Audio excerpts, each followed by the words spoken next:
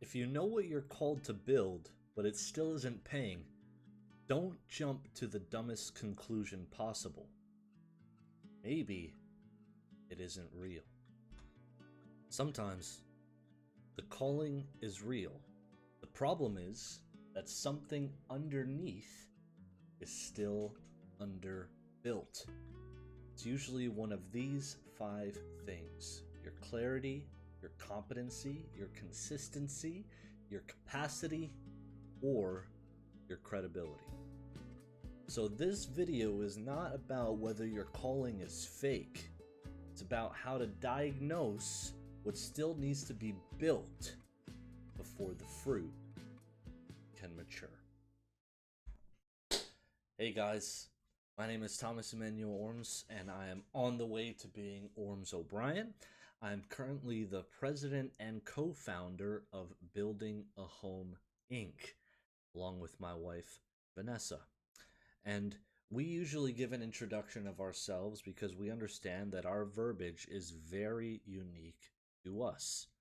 But we just recently recorded an hour-long in-depth analysis of who we are, why we're here, and what we do on our school. I would invite you to go check that out. The link is in the description. It is for free, so you can have an idea of how we are analyzing these topics and tackling everything through what is known as our BHI framework. And basically what it is a standard of core definitional propositions that define the paleoanthropathology of wholeness. We firmly believe that a perfect life is 100% possible. In fact, not only is every human being capable of having a perfect life, we are designed for it. Now, over the millennia, the definition of a perfect life has been lost. It's not about happiness, it's about wholeness. So wholeness is not a life without suffering, because every single human being is going to have that. In fact, that is a crucial part of a perfect life. But what it is understanding that you have the capacity to build a life where nothing is missing, nothing is broken. A little bit about me. I'm a former drug addict and alcoholic, a rehabilitated habitual liar. April 22nd of 2022, I attempted suicide and survived. And for the last 10 years, I've been in the financial service industry, but my entire life, I've been passionate about science, philosophy, economics, psychology, neuroscience, history, and value creation. And I believe it is through all of those lanes that we are able to discover purpose and answer the 2 principal questions, the subconscious of every human being who is aware enough to understand ontological purpose. And that is, who am I? Why am I here? And after that, though, for the last 20 years, I was being groomed to become a messianic rabbi until I woke up to my true purpose in life and I left it all behind. Left all religion behind in the pursuit of truth. Now, with that in mind, we are a theistic company that does believe in the God of the Bible expressed as a universal force of love perfectly demonstrated through the person of Jesus. We understand that that explanation is probably suboptimal for anyone with atheistic tendencies. I myself have had those for a very long time. And all I can say is that we are anti-religion and for relationship. We believe not only is there empirical scientific evidence to propagate this idea, but we have plenty of metaphysical evidence as well. We explore that in depth ourselves and through our school programs. Now, the difference, though, is we properly define religion and relationship. Religion is man or woman defining God to you. versus a relationship with God is God Himself defining for you. And so we believe that pursuit of a relationship with God is not only scientifically necessary for human evolution, but absolutely and positively philosophically sound. And our main work is based off of 3 goals. Number 1, to eliminate suicidal ideation across the globe in my lifetime. Number 2, show people and demonstrate through evidence that a perfect life is possible. And number 3, to be able to be in service to those who are less fortunate, the voice to the voiceless, and the advocate for those who've had no one to stand up for them. And so a lot of that work is concentrated on trauma psychology, but that is not just who we are for. We literally have a home for everyone. There is no need to niche down, because that would mean stripping parts of ourselves away for some form of gain. The truth is, we have everything to give, nothing to sell. True value creation is by having vision, casting that vision onto others, which creates value. And that value is then going to be evaluated by the marketplace. And regardless, though, I hope that gives you sort of an idea of who we are, why we're here, what we're doing. And today's video is about purpose and understanding that you don't have to be fully ready to start. If you wait for perfect conditions or for yourself to be perfect, you will never have the capacity to start. You must start and be ready before you're ready. And that will be the difference between whether or not you obtain the life of your dreams or live the life of someone else's dream. Love you guys. For the video. So, section 1 is stop misreading the gap. A lot of people make the mistake in this stage. They think if the mission were real, it would already be working. If the calling were true, it would already be paying. If the burden were from God, it would already be obvious to everyone else. But that's not how building works. Some things are real before they are profitable. Some things are true before they are mature. And some things are yours before you're fully ready to carry them well. So the first correction is this: do not use lack of money as the only interpreter of your calling. Make no mistake, money matters, and it matters a lot, but traction matters. Reality matters. So slow fruit does not automatically mean false assignment. In fact, that is most likely the test. Are you going to quit before it's time? So sometimes what that means, though, is there is a structural gap. And if you diagnose the wrong problem, you will either quit too early or pretend too early. Section 2, the 5-part Calling Gap Audit. So, if you're in the position to where you believe you are working on your calling, your vocation, the Latin root word for vocation is vocare, which means to call, that thing that you are drawn to, that you know you're supposed to do, but it's not paying yet, I think you should start by looking at 5 things, the very 5 things that I myself am looking at in this stage of my business. Number 1, clarity. Can people understand quickly what you do, who it is for, why it matters? We ourselves are still in the process of finding our voice and fine tuning those three things. As I evolve and my mind changes and I read more books and obtain more information, I'm able to fully refine exactly what I'm doing.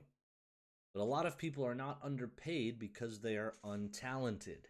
They are under communicated, right? They know what they mean, but they cannot say it simply. Their message is muddy. The language is too broad. The value is too hard to grasp. And if people do not understand what you do, can't possibly respond to it. So you need to ask yourself, can a normal person explain back to me my message in one sentence? Number two, competency. Do you actually have the skills to solve the problem you say you solve? This is huge. And so calling and competency are not the same thing. Calling answers, what am I here to build? Who am I here to serve? What burden is mine to carry? But competency answers, what can I carry well? Can I speak clearly? Can I write clearly? Can I solve real problems for real people? And can I do this with enough depth, precision, and usefulness? This is where a lot of honest people get stuck. And like I said, I am still in the process of fine tuning, but the calling is real and the skill is still developing. And so Alex Hormozy says that you must not only embrace, but fully absorb being cringe if you want to be successful. Every successful person on planet Earth started suboptimal, sloppy, and even stupid, right? But it is persistency that wins. Do you want it enough? Do you know deep within your bones, no matter what, I'm doing this thing? So does that mean that the mission is false? No. It means you're still training. Number three, consistency. Have you shown up long enough for the work to compound? A lot of people want mature fruit from immature repetition, right? Caleb Ralston and Think Media, Sean Cannell, my two favorite YouTube experts on the planet, they say at a minimum, obviously it depends on your category, right? But at a minimum, you should expect that it takes 36 months to build a viable personal brand on social media, specifically YouTube. So that's 3 years. 3 years of investing your time, your effort, your energy, your brain power, and even your own finances before you expect something return. And so what people want, though, is they want trust without time. They want results without reps. They want credibility without consistency. And I myself sometimes fall into this trap. I think to myself, man, I've been doing this. I feel like I'm well spoken and I'm semi intelligent and I have the capacity to be great. But it hasn't really happened yet. I'm seeing small things. We are growing, but we're growing very slowly. So realizing that I have to just rein it in. I can be ambitious without that. I can have a sense of urgency without stupidity. Right? And so the main thing is understanding that the marketplace, the audience, and the people you serve usually trust what they see repeated. It's not what you did once, it's what you keep doing. Double down. triple down, quadruple down, quintuple down, sextuple down, right? Keep it going over and over and over and over again. So you have to ask yourself, be honest. Have I shown up long enough, consistently enough for the work to even have a real chance? In my case, I've only been doing this for about 10 months, so the answer is no. I have 26 to go, according to Caleb Ralston. But the good news, and what makes me excited, is this: we in there. So number 4 is capacity. Does your body, schedule, money, and emotional life actually support the mission? A lot of people want a big calling while living with low energy, poor sleep, chaotic finances, thin margin, and constant distraction, right? And then they wonder why the mission feels vague or heavy or unstable when it's actually themselves. And so if your first floor is leaking, which is your physical health and your financial health, your second floor will be shaky, which is your vocations, your callings in life, your purpose in life. And there are going to be multiple. It's not just singular. There are lots of things that you can do, and there's lots of things that you can become, right? It's not about putting it all into a box. Yes, you want direction and you want capacity to focus, but you want to be what the kids say as in your lane, right? But a lane can be 4 lanes across, or it can just be 2, or it can just be 1. Regardless, stay in your lane. So you have to ask yourself, does my current life structure actually support the thing I say I'm called to build? And again, my answer right now is no. I'm still becoming my own proof of concept. I'm still applying the framework to my own life for betterment and improvements.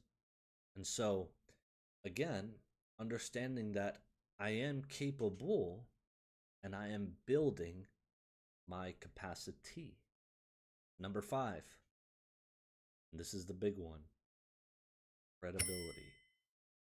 Do you have enough lived, not imagined, not thought of, lived proof yet? Not fake authority, not vibes, not borrowed certainty from other people. Proof. Now, that does not mean perfection. It means there's some real evidence in your life that this message is not just theory to you.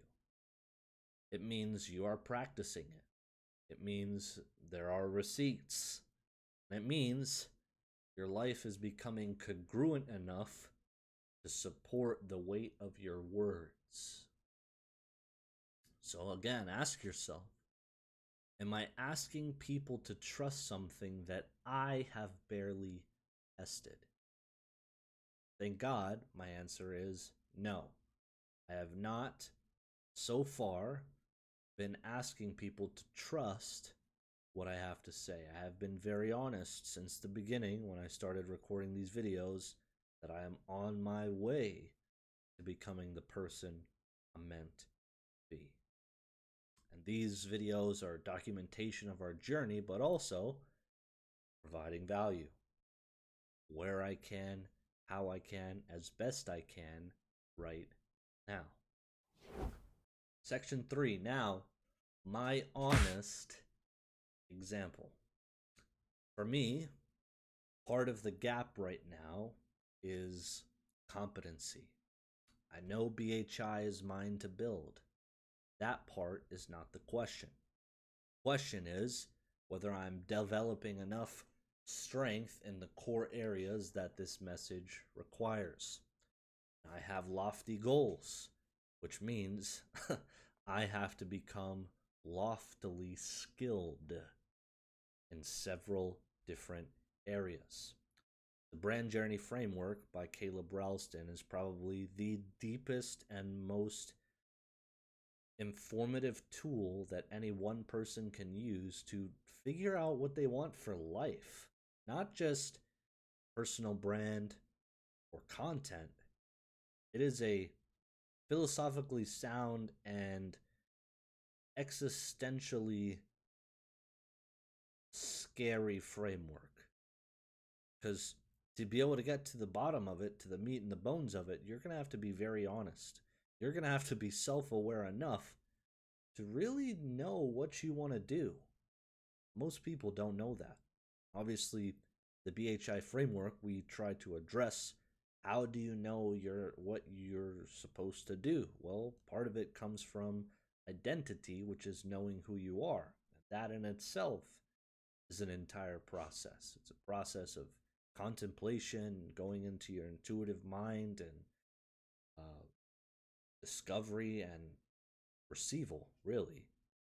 But for me, what that means right now is growing in speaking, clarity, consistency, and deeper competence in the thought world BHI lives in. So, what am I doing daily to be worthy of this task? Number one, I'm reading every day. I have a book list. I plan to read 24 books a year for the next 10 years, no matter what. My current reading is The Body Keeps the Score by Dr. Bessel van der Kolk. It's a very in-depth thing, piece of literature regarding brain, mind, body, and healing of trauma, which is his speciality. And obviously, if you've been here before, you know that I have deep interest in trauma therapy and trauma psychology, seeing as that I have come from a really crazy childhood and lived experience all the way up till I was 27 years old and I attempted to take my own life. Um, and so, regardless, though, I read daily. And when I finish one book, pick up the next. And it's very important to, I believe, a man's net worth is directly tied to the depth of his library. One thing we have lost in this modern age is reading physical books. And the reason why this is so important is because there is actual science behind the improved cognition of physically reading a book, not on your Kindle and not in any digital technological device. There is something that happens when you hold a book physically in your hands. It enhances your retention of the topic. It enhances the neuroplasticity of your brain, and it enhances your capacity to understand. And I don't have the time to go through all the literature on this, but there is a channel on YouTube of a man who breaks down what is known as the science of reading. And his face is in my mind right now, but his name escapes me. But I will, people want to know about him, I will find the link on my subscriptions. I will post it. But secondly, I'm building my mind deliberately. I'm trying to embrace new ideas and get uncomfortable. Because you can't grow if you're holding on to incompatible ideas with your growth. For something new to live within your mind, something must die. And sometimes this is a hurtful process. I go through cognitive dissonance probably 3 or 4 times a week because I'm exposing myself to new information that I haven't previously. So I'm deliberately building my mind and studying psychology and neuroscience to do so.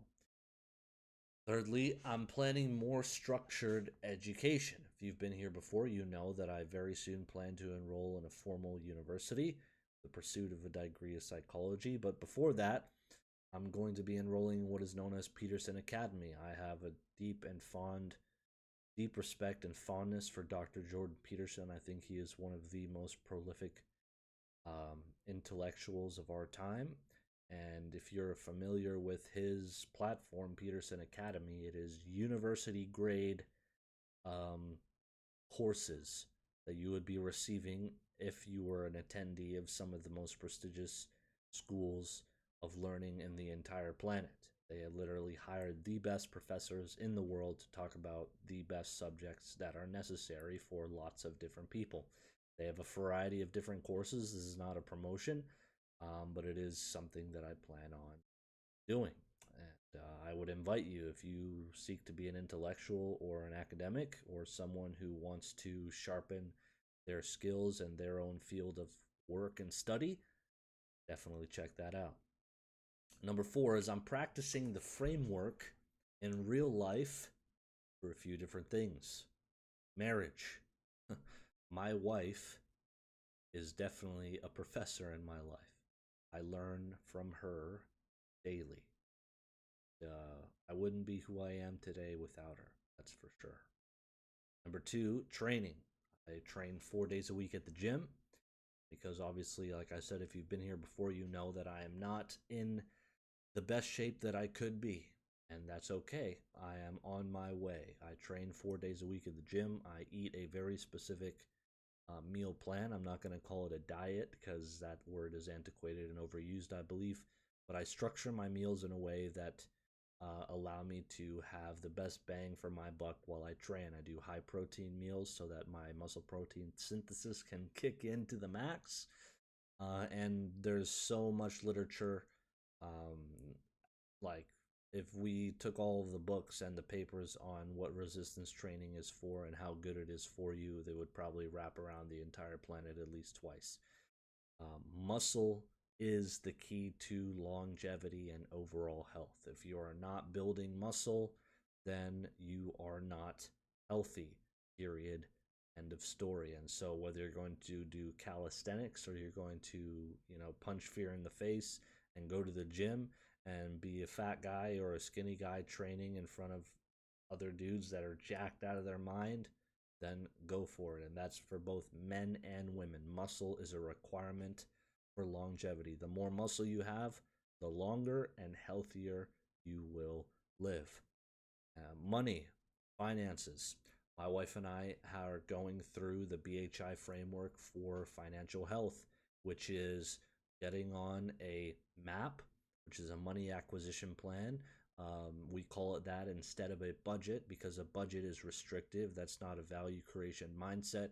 But a money acquisition plan is our map, knowing what our money is doing, where it goes, and what amount every single month.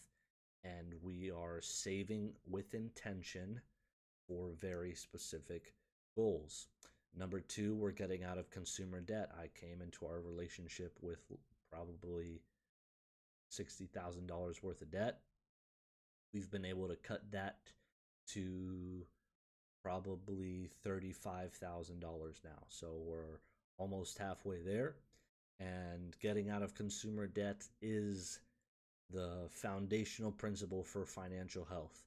If you want to have acumen and leverage debt to buy cash flowing assets later on, like a established entrepreneur or business person would do so, that is completely different. But if you are borrowing to consume, you are screwed. So getting out of personal consumer debt and any type of debt like that, whether it be student loans or cars or credit cards, gotta do it. No wealthy individual has consumer debt. They are all using debt to buy cash flowing assets. And the lastly is ordered living. I am on a schedule. My schedule again is intentional. I wake up every day at 6:30, no exceptions. I go to bed at every night 10:15, no exceptions. Why? Because over 8 hours of sleep optimizes my brain health, which allows me to show up as the best version of myself every single day. It helps me with learning. It helps me with innovating. It helps me with recording and posting videos on YouTube. And so if you do not have ordered living, then you have a problem. And that does not mean that we do not make exceptions for spending time with family. Our joy is ordered. We intentionally do things that make us joyful. For example, without exception, my wife and I have date night every single week.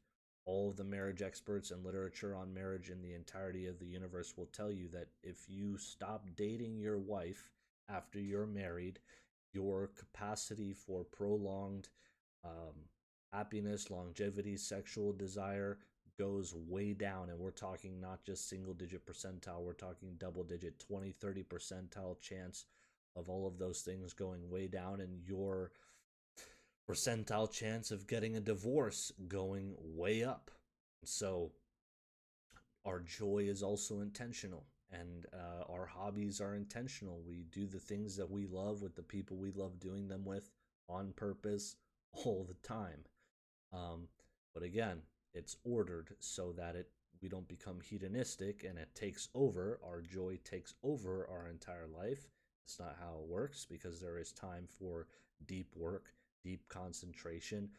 There's no such thing as balance. If you're trying to achieve greatness, you will have seasons of your life where you are focused solely on that greatness.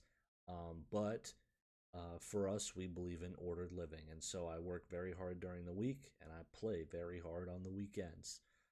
And then, of course, I'm trying to live as proof of concept before I speak like I've finished the product, because I haven't. I am not financially healthy by our own standards, and I am not physically healthy by our own standards. Those are the two most areas in my life right now that are in lacking.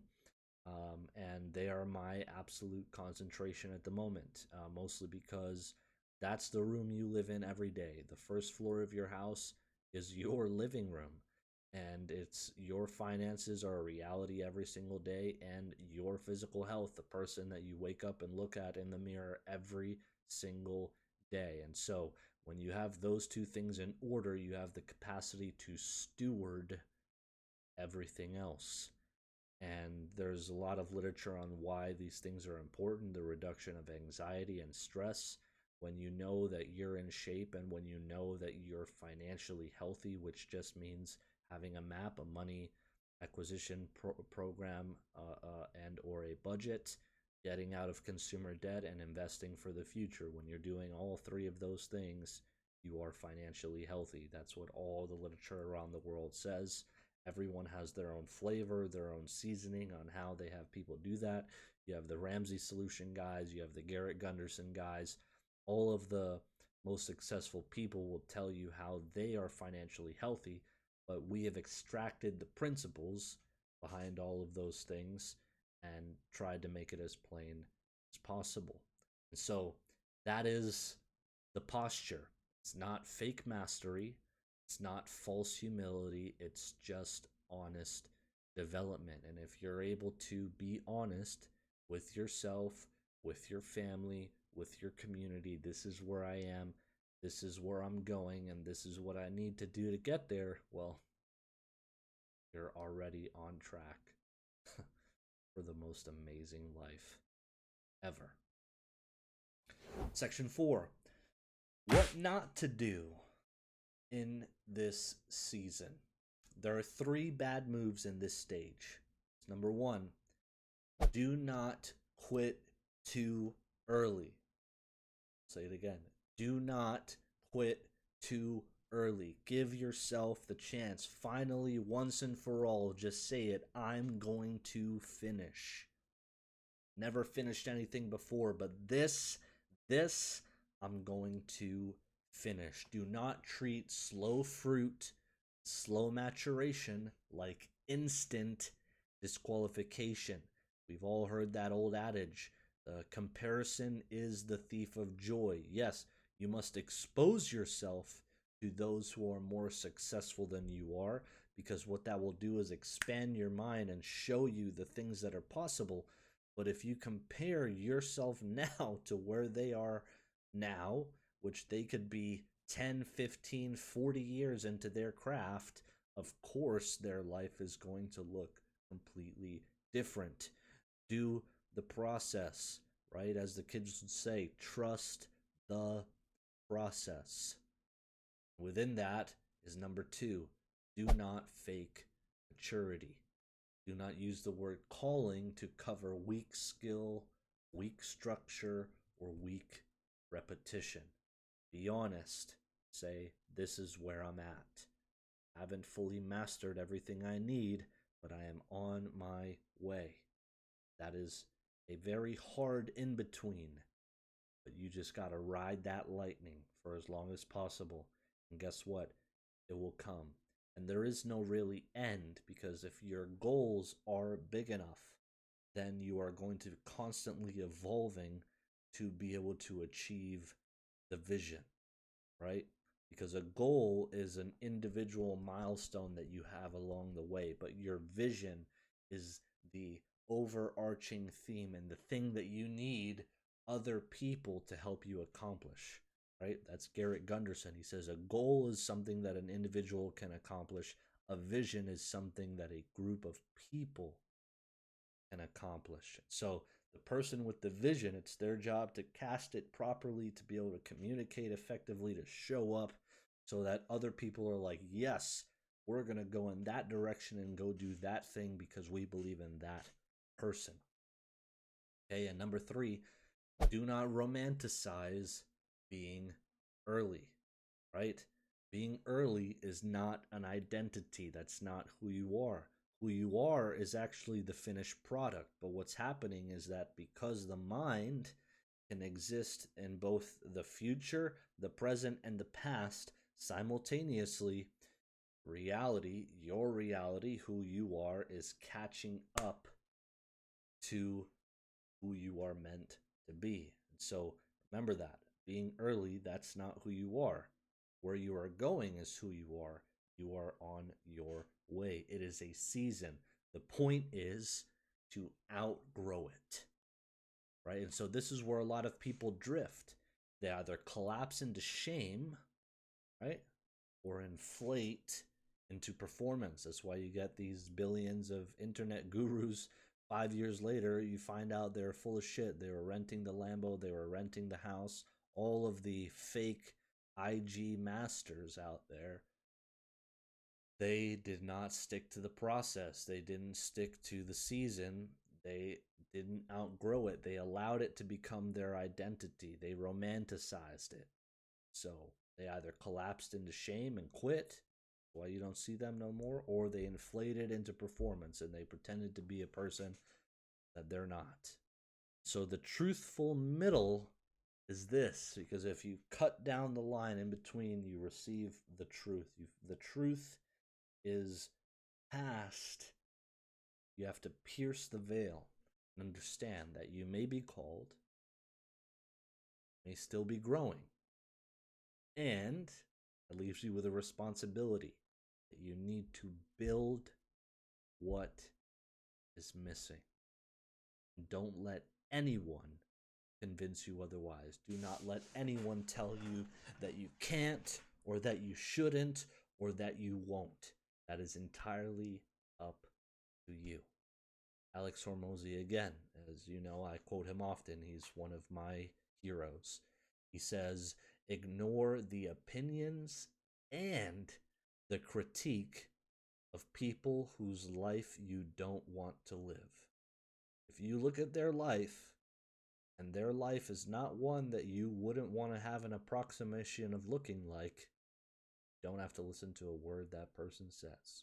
Now, that doesn't mean you don't learn from those people, because you can learn. You can learn, yes, I don't want to be like you. I don't want to look like you. I don't want to live like you.